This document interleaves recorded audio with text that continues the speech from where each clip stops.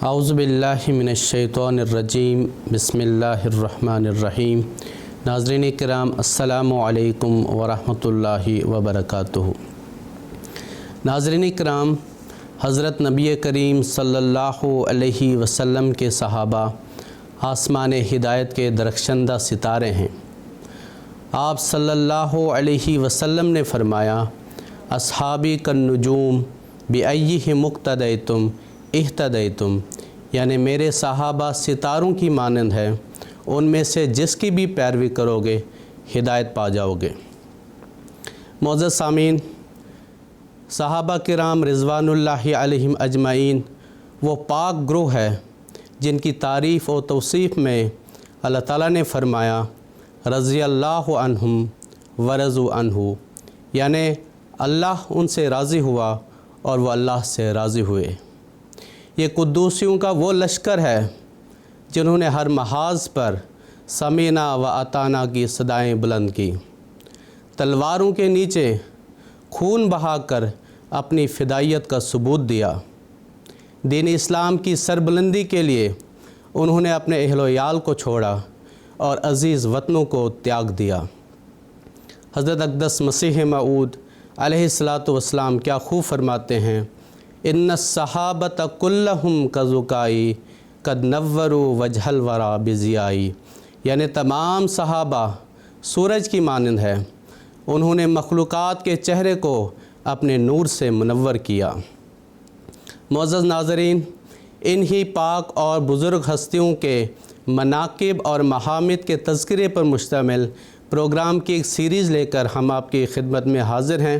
ان programmes میں میرے ساتھ شریک گفتگو رہیں گے محترم مولانا محمد حمید کوثر صاحب اور محترم مولانا منصور احمد صاحب مسرور، دونوں کا پروگرام میں خیر مقدم ہیں۔ پروگرام کا آغاز کرتے ہوئے میں محترم مولانا محمد حمید کوثر صاحب سے یہ پوچھنا چاہوں گا کہ حضرت بلال رضی اللہ تعالیٰ عنہ کی ولادت اور خاندانی حالات کے بارے میں ہمارے ناظرین کو کچھ تفصیل بیان فرما دیں، اور حضرت صلی اللہ علیہ وسلم کے ساتھ آپ رضی اللہ تعالیٰ عنہ کا کیسا تعلق تھا۔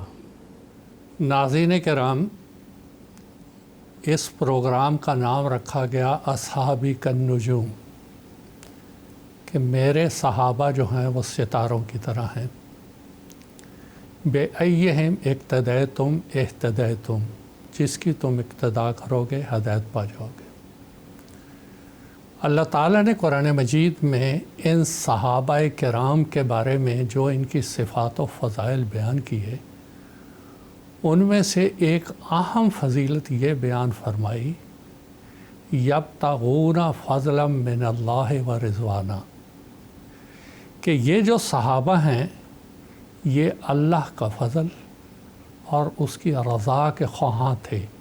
یہی ان کی منزل مقصود تھی کہ اللہ کا فضل اور اس کی رضا حاصل ہونی چاہیے، یہی ان کا سب کچھ تھا۔ باقی سب چیزیں ثانوی حیثیت رکھتی تھیں، اللہ کی رضا کی خاطر انہوں نے سب کچھ کیا۔ جس شخصیت کا ذکر ابھی مقصود ہے وہ سیدنا حضرت بلال رضی اللہ تعالیٰ عنہ۔ یہ ان کے والد کا نام رباح تھا اور والدہ کا نام حمامہ تھا۔ ان کے خاندان کے بارے میں مختلف روایات ہیں، لیکن ان سب کو چھوڑتے ہوئے اصل چیز جو ہے وہ نجوم کے بارے میں ہے۔ نجم اور اس کی جمع نجوم، اندھیری راتوں میں راستوں کی رہنمائی ماہرین ستاروں کو دیکھ کے کر لیتے ہیں کہ جنگلوں میں جاتے ہوئے یہ راستہ کدھر کو جاتا ہے، یہ راستہ کدھر کو جاتا ہے۔ حضرت بلال رضی اللہ تعالیٰ عنہ ان چند صحابہ میں سے تھے جنہوں نے بالکل ابتدا میں اسلام قبول کیا۔ آپ کا اسلام قبول کرنا اسلام کی ایک بہت بڑی صداقت ہے۔ سیدنا محمد مصطفیٰ صلی اللہ علیہ وسلم کی ایک بہت بڑی روحانی تاثیر ہے۔ اب نجوم کی جو بات ہے، نجم کی، کہ یہ ستارے بنے کیسے، یا ان سے ہم نے اقتدا کر کے اہتدا تک کیسے پہنچنا ہے۔ ناظرین کرام، آج جب ہم اس دور میں گزر رہے ہیں جب سیدنا حضرت مسیح موعود علیہ السلام جو سیدنا حضرت محمد مصطفیٰ صلی اللہ علیہ وسلم کی بعثت ثانیہ کے مظہر ہیں، بعض غیر از جماعت مسلمان خاص طور پہ وہ یہ اعتراض کرتے ہیں، یہ دیکھتے ہیں کہ جو جماعت احمدیہ کو قبول کرنے والے ہیں وہ کمزور لوگ ہیں، جو بڑے بڑے علماء ہیں انہوں نے قبول نہیں کیا۔ ان سارے جتنے اس خیال کے ہیں بڑے ادب سے میں ان کو عرض کرنا چاہتا ہوں، جب سیدنا حضرت محمد مصطفیٰ صلی اللہ علیہ وسلم نے اعلان نبوت فرمایا تھا، اس وقت ابو الحکم کو وہ بات سمجھ نہیں آئی تھی، اس وقت ابو لہب کو بھی سمجھ نہیں آئی تھی، اس وقت امیہ بن خلف کو بھی سمجھ نہیں آئی، اس وقت عتبہ کو بھی سمجھ نہیں آئی، شیبہ کو بھی سمجھ نہیں آئی۔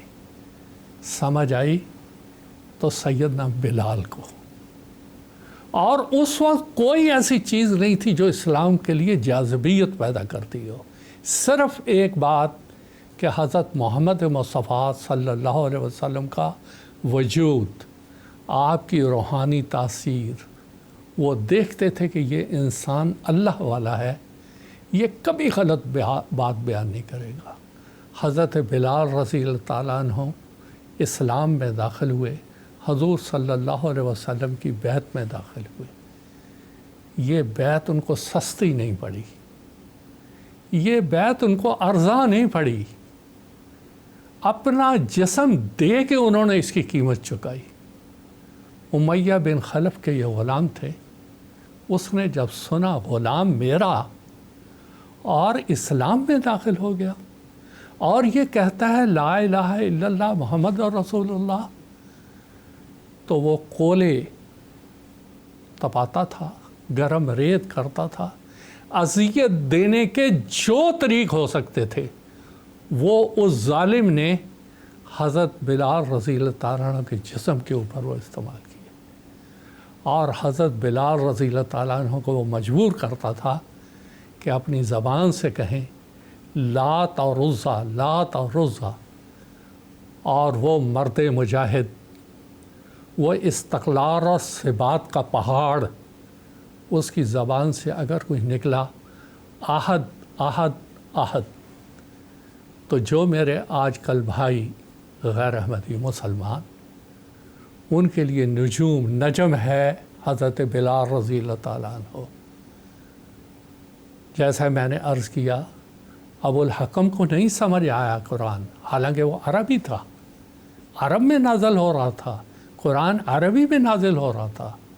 عتبہ شیبہ ابو لہب کو بھی نہیں سمجھ آ رہا تھا، لیکن ایک بلال حبشی کو سمجھ آ رہا تھا، جو اسدو میں کہتا تھا، جب اشہدو کہنا ہوتا تھا اسدو اس کی زبان سے نکلتا تھا۔ تو آج میں اپنے مسلمان بھائیوں سے کہتا ہوں، جس طرح بلال رضی اللہ تعالیٰ عنہ نے آنے والے کو دیکھا، اس کی صداقت کو دیکھا، اپنی فطرت صحیحہ کو استعمال کیا، اور پھر وہ اسلام میں داخل ہوئے۔ اگر اس نجم کی راہ پہ چلنا ہے تو ہدایت تک پہنچو گے۔ اگر وہ رستہ اختیار کرنا ہے جو کہ ابو الحکم نے اختیار کیا، جس کا نام ابو جہل ہوا، اور ابو لہب نے استعمال کیا، عتبہ شیبہ امیہ بن خلف نے استعمال کیا، تو آپ کی مرضی۔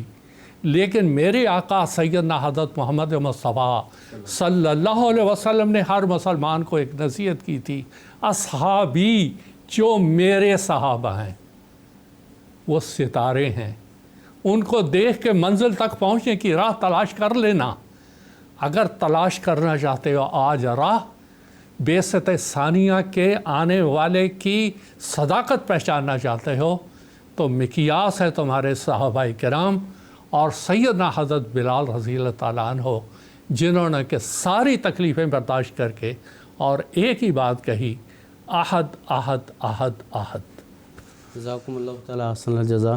گفتگو کے اسی تسلسل کو آگے بڑھاتے ہوئے میں محترم مولانا منصور احمد صاحب مسرور سے یہ پوچھنا چاہوں گا کہ حضرت بلال رضی اللہ تعالیٰ عنہ نے کس طرح اسلام قبول کیا، اور اسلام قبول کرنے کے نتیجے میں جو آپ پہ مصائب و شدائد ہوئے ان کی کچھ تفصیل بیان فرما دیں۔ بسم اللہ الرحمن الرحیم۔ سیدنا حضرت بلال رضی اللہ عنہ کے اسلام لانے کا واقعہ اس طرح سے ہے کہ امیہ جب آپ کو مکہ کی منڈی سے خرید کر اپنے گھر لایا تو اس وقت آن حضرت صلی اللہ علیہ وسلم اپنی نبوت کا اعلان کر چکے تھے۔ اسلام کی جو بنیادی تعلیمات تھیں اور اسی طرح حضرت صلی اللہ علیہ وسلم کے جو اخلاق فاضلہ کی باتیں تھیں وہ آپ کے کانوں میں پڑتی رہتی تھیں، اور متعدد دفعہ حضرت بلال رضی اللہ عنہ نے حضرت صلی اللہ علیہ وسلم کو مکہ کی گلیوں میں اور راستوں میں آتے جاتے دیکھا بھی تھا۔ تو ان باتوں کا آپ کی طبیعت پر ایک اثر تھا۔ ایک دفعہ کی بات ہے کہ حضرت بلال خانہ کعبہ کی دیوار کے سائے میں بیٹھے تھے، اتنے میں حضرت صلی اللہ علیہ وسلم کا وہاں سے گزر ہوا۔ ابو جہل نے طعنہ مار کر کہا کہ دیکھو دیکھو یہ ہے وہ شخص جو اللہ سے باتیں کرتا ہے۔ امیہ بن خلف نے کہا کہ اچھا تو پھر ذرا پانی میں بھی چل کر دکھائے۔ ابو سفیان بھی اسی مجلس میں تھے، ابو لہب کی طرف دیکھتے ہوئے ناراضگی کے انداز میں کہا کہ یہ تمہارا ہی بھتیجا ہے، تمہارے خاندان کا ہے، اور اس کو ٹھیک کرنا تمہاری ذمہ داری ہے۔ ابو لہب اس وقت نشے میں تھا، جو دل میں آیا اس نے حضرت صلی اللہ علیہ وسلم کے متعلق کہا۔ ابو سفیان اور ابو لہب کے درمیان گفتگو چل رہی تھی کہ اتنے میں حضرت عمار بن یاسر رضی اللہ عنہ وہاں آ گئے۔ آپ آزاد تھے، غلام نہ تھے، لیکن چونکہ غریب تھے اس وجہ سے ان لوگوں نے آپ کو پکڑ لیا، گھیر لیا اور سختی سے پوچھا، عمار یہ محمد تمہیں کیا سکھاتا پڑھاتا ہے صلی اللہ علیہ وسلم؟ حضرت عمار نے کہا کہ وہ ہمیں بتاتے ہیں کہ اللہ ایک ہے اور اس کے سوا کوئی معبود نہیں، اور بتوں کی پرستش نہیں کرنی چاہیے، اور ہم سب آپس میں برابر ہیں جیسا کہ کنگھی کے دانے برابر ہوتے ہیں۔ اتنے میں ابو سفیان نے ایک کوڑا مارا اور کہا کہ خدا ایک ہے، ہمارے تو 360 خدا ہیں اور وہی ہمارے خالق اور مالک اور رازق ہیں۔ دوسری طرف امیہ کا چہرہ بھی غصے سے سرخ ہو رہا تھا۔ اس نے کہا، عمار یہ بلال ہے، یہ میرا غلام ہے، اسے میں نے پیسے دے کر خریدا ہے، کیا یہ اور میں برابر ہو سکتے ہیں؟ حضرت عمار نے کہا کہ محمد تو ہمیں یہی سکھاتے ہیں صلی اللہ علیہ وسلم کہ اللہ کے حضور سب برابر ہیں۔ امیہ نے غصے میں آواز لگائی، بلال! حضرت بلال ڈرتے اور سہمتے ہوئے امیہ کے قریب آ گئے۔ امیہ نے کہا، یہ کوڑا لو اور مارو اس کے منہ پر، اور بتاؤ اس بے وقوف کو کہ امیہ اور بلال برابر نہیں ہو سکتے، ان دونوں میں فرق ہے۔ حضرت عمار نے اپنا منہ بلال کی طرف کر دیا۔ بلال سناٹے میں آ گئے کہ اب کیا کریں۔ آقا کے حکم کی تعمیل میں جو کوڑا پکڑا تھا وہ آپ کے ہاتھ سے چھوٹ گیا۔ حضرت عمار آگے بڑھے، کوڑا اٹھایا اور بلال کو دیا کہ بلال مارو مارو بلال، ورنہ یہ لوگ تمہیں موت کی نیند سلا دیں گے۔ حضرت بلال نے کوڑا نہیں پکڑا، اور ایک غلام کی مجال نہیں تھی کہ وہ اپنے آقا کی نافرمانی کرے اور حکم عدولی کرے، لیکن آج بلال سے یہ کچھ ہو گیا۔ اور یہ کیسے ہوا؟ یہ طاقت بلال میں کہاں سے آئی؟ یہ دراصل ایمان کی طاقت تھی۔ یہی وہ لمحہ تھا جب کہ حضرت بلال مسلمان ہو گئے۔ امیہ حضرت بلال کے صرف جسم کا مالک رہ گیا، اور حضرت بلال رضی اللہ عنہ کی روح حضرت صلی اللہ علیہ وسلم پر قربان ہو گئی۔ تو اس طرح حضرت بلال رضی اللہ عنہ مسلمان ہوئے، اور جہاں تک مظالم پر صبر کا تعلق ہے تو اللہ تعالیٰ کی ذات ہی صبر عطا کرتی ہے، وہی توفیق دیتا ہے۔ حضرت بلال رضی اللہ عنہ نے جب امیہ کا حکم نہیں مانا اور عمار کو کوڑے نہیں مارے تو امیہ نے کہا کہ بلال، اور امیہ کو پتہ لگ گیا کہ یہ مسلمان ہو گیا ہے، حضرت صلی اللہ علیہ وسلم کے دامن سے چمٹ گیا ہے، تو امیہ نے غصے میں کہا کہ بلال، میرے گھر میں صرف میرے دیوتا رہیں گے، تیرے خدا کے لیے میرے گھر میں کوئی جگہ نہیں۔ آج سورج ڈھل گیا ہے، کل تپتی دھوپ میں میں تیری خبر لوں گا۔ سیرت خاتم النبیین میں حضرت مرزا بشیر احمد صاحب احمد رضی اللہ عنہ لکھتے ہیں کہ عین دوپہر کے وقت جب کہ آسمان سے آگ برس رہی ہوتی اور مدینہ کا میدان بھٹی کی طرح تپ رہا ہوتا، امیہ انہیں باہر لے جاتا اور تپتی ریت میں لیٹاتا اور گرم گرم پتھر آپ کے سینے پر رکھتا اور کہتا کہ لات اور عزا کی عبادت کر اور محمد سے علیحدہ ہو جا، ورنہ اسی طرح تجھے عذاب دے دے کر مار دوں گا۔ اس کے جواب میں حضرت بلال رضی اللہ عنہ کہتے احد احد، کہ اللہ ایک ہے، اللہ ایک ہے۔ اور سردیوں کے دنوں میں امیہ آپ کے گلے میں رسا ڈال کر شریر لڑکوں کے سپرد کر دیتا، وہ آپ کو مکہ کی پتھریلی گلیوں میں گھسیٹتے پھرتے، جس سے کہ آپ کا پورا جسم لہو لہان ہو جاتا۔ اور یہ بھی آتا ہے کہ نوجوانوں کو مقرر کیا جاتا جو آپ کے سینے پر کودتے اور ناچتے اور بعض دفعہ کیلوں والے جوتے پہن کر آپ کے سینے کو روندتے۔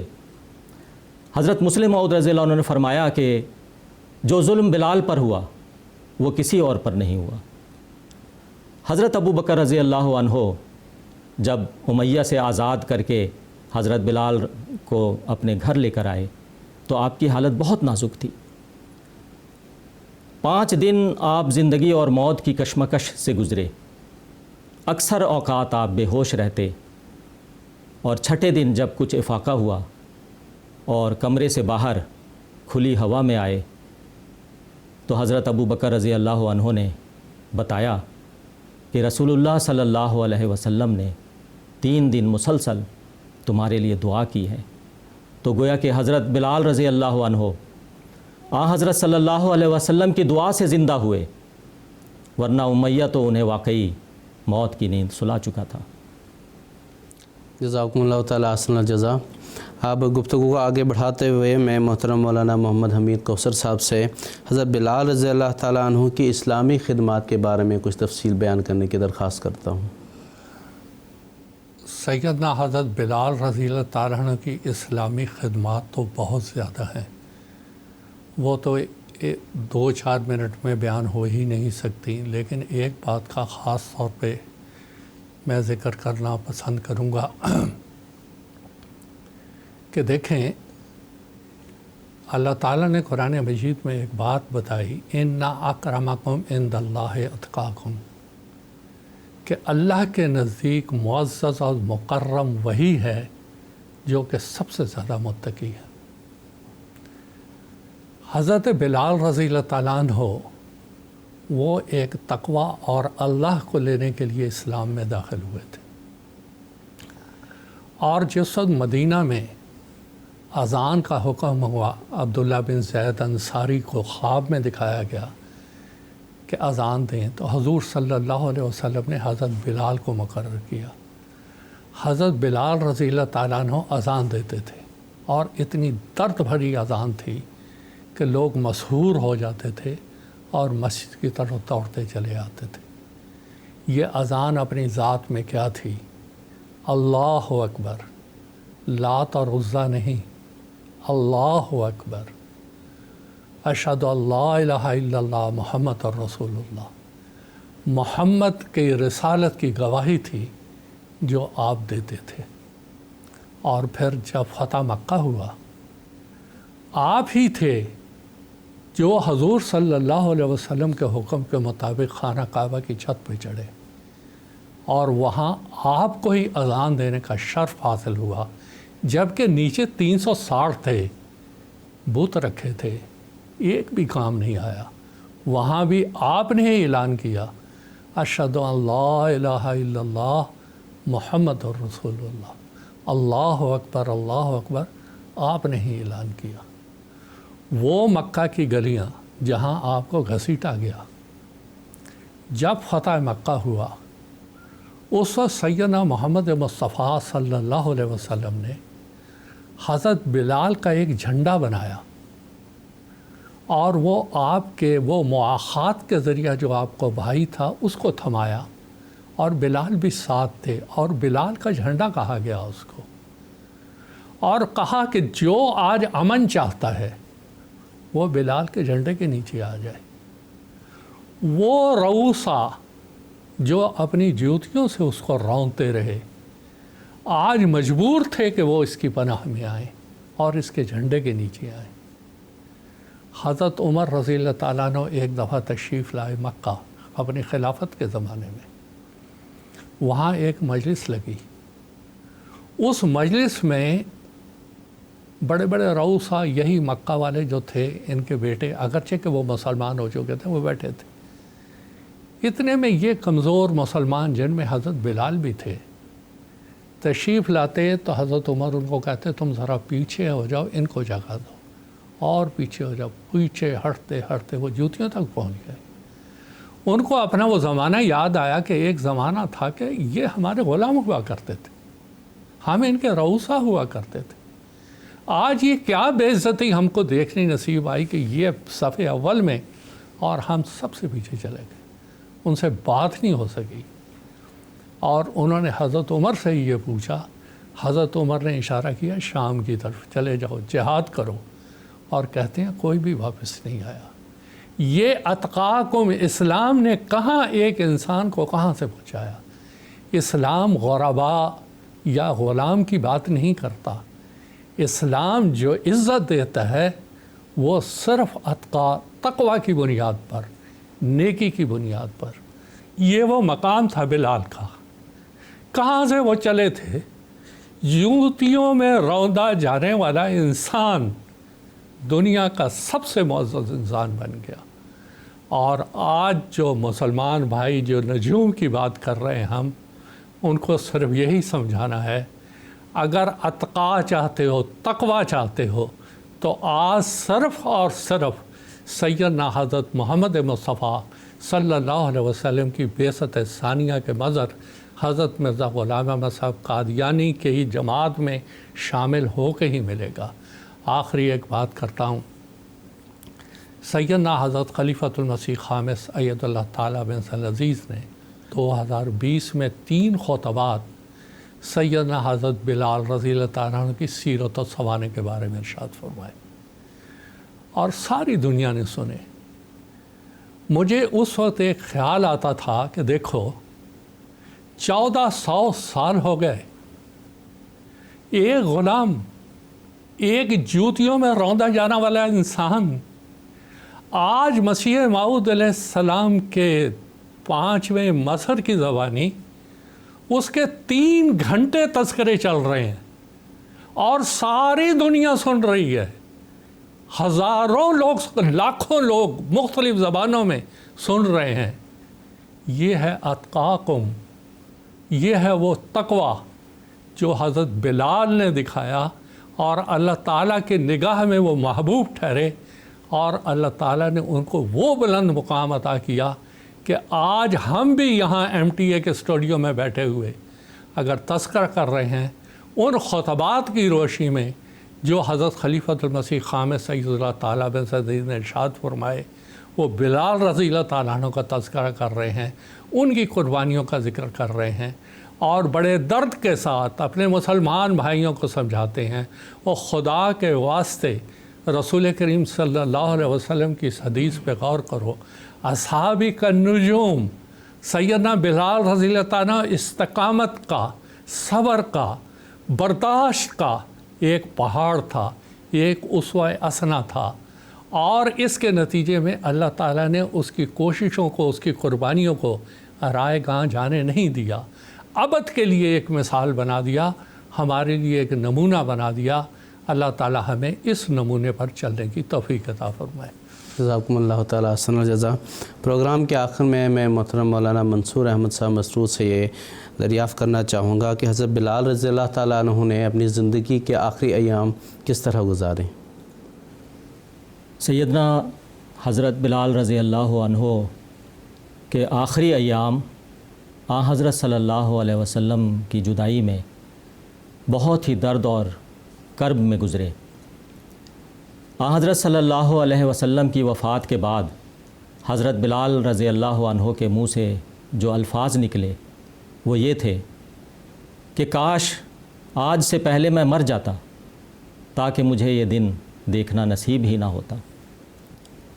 مدینہ میں آپ جدھر بھی جاتے بے چین ہو جاتے، ہر گلی اور ہر موڑ میں آپ کو اپنے آقا کی یاد آ جاتی اور آپ تڑپ جاتے۔ ایک ایک دن گزارنا آپ کا مدینہ میں مشکل ہو گیا۔ حضرت ابو بکر رضی اللہ عنہ کی خدمت میں حاضر ہوئے اور عرض کیا کہ شام کی طرف جو جنگی مہمات چل رہی ہیں مجھے بھیج دیجئے، شام بھیج دیجئے تاکہ میں وہاں جنگی مہمات میں حصہ لوں اور اس وجہ سے میرے درد اور کرب میں کچھ کمی واقع ہو جائے۔ حضرت ابو بکر رضی اللہ عنہ نے کہا، فرمایا کہ بلال اس بڑھاپے میں مجھے چھوڑ کر نہ جاؤ، مجھے داغ جدائی نہ دو، یہیں رہو مدینہ میں۔ آپ نے اپنے آقا کی بات مان لی اور پھر مدینہ میں ہی رہنے لگے۔ جب حضرت ابو بکر رضی اللہ عنہ کی وفات ہو گئی تو پھر آپ دوبارہ حضرت عمر رضی اللہ عنہ کی خدمت میں حاضر ہوئے اور یہی کچھ عرض کیا۔ حضرت عمر رضی اللہ عنہ نے آپ کی جو حالت دیکھی تو آپ نے اجازت مرحمت فرمائی اور حضرت بلال رضی اللہ عنہ شام چلے گئے اور آپ نے جنگی مہمات میں حصہ لیا۔ جیسا کہ مول صاحب نے عرض کیا، حضرت بلال رضی اللہ عنہ حضرت صلی اللہ علیہ وسلم کی وفات کے بعد آپ نے اذان دینا بند کر دیا، کیونکہ جب آپ کہتے اشہد ان محمد الرسول اللہ تو آپ کو اپنے آقا کی یاد آ جاتی اور آپ دیکھتے کہ میرا آقا موجود نہیں ہے تو آپ پر رقت طاری ہو جاتی، اور اتنی رقت طاری ہوتی کہ پھر آپ اذان مکمل نہیں کر پاتے، اس لیے آپ نے اذان دینا بند کر دیا۔ تو جیسا کہ میں نے عرض کیا، شام چلے گئے تو شام کا ہی واقعہ ہے کہ ایک دن حضرت صلی اللہ علیہ وسلم خواب میں تشریف لائے اور فرمایا کہ بلال ایسی بھی کیا سنگ دلی ہے، کیا ابھی وقت نہیں آیا کہ تم میری زیارت کے لیے آؤ؟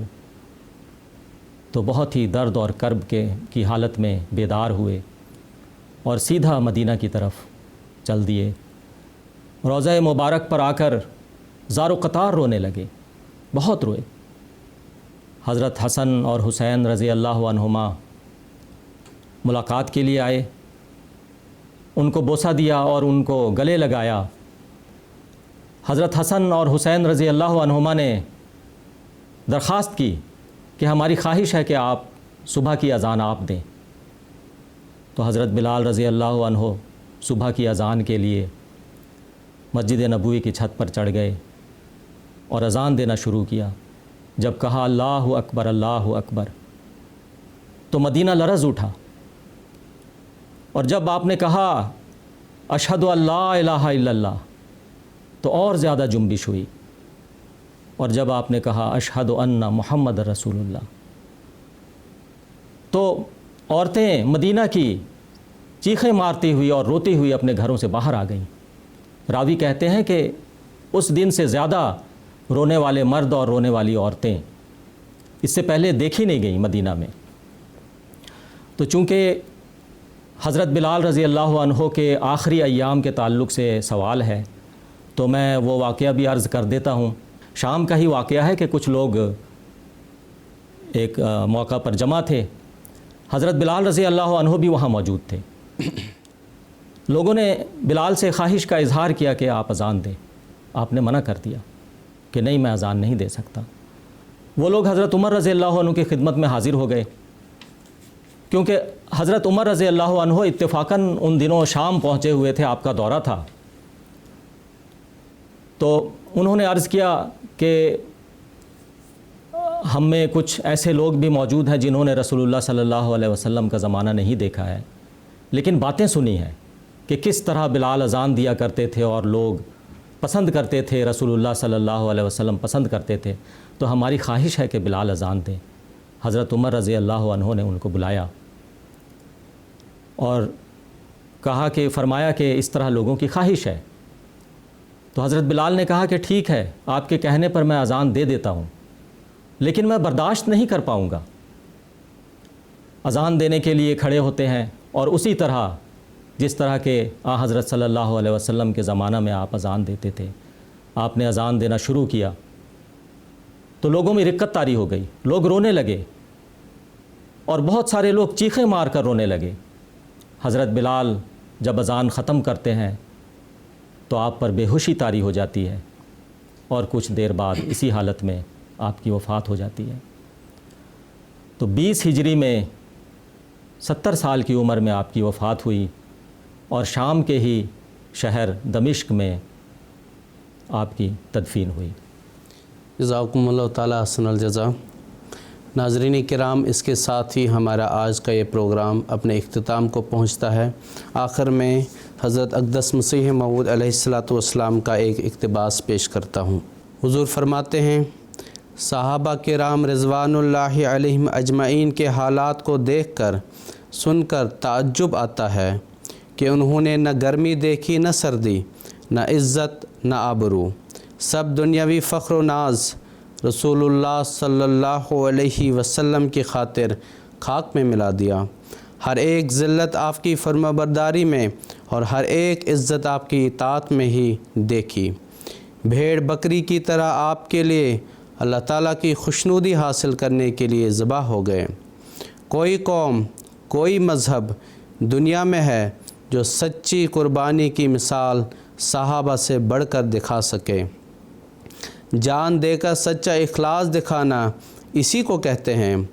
ان کے نفس بالکل قدورت دنیا سے پاک ہو چکے تھے، جیسے کوئی گھر سے نکل کر ڈیوڑی پر کھڑا ہو کر سفر کے لیے تیار ہوتا ہے، ویسے ہی وہ دنیا کو چھوڑ کر آخرت کے واسطے تیار تھے۔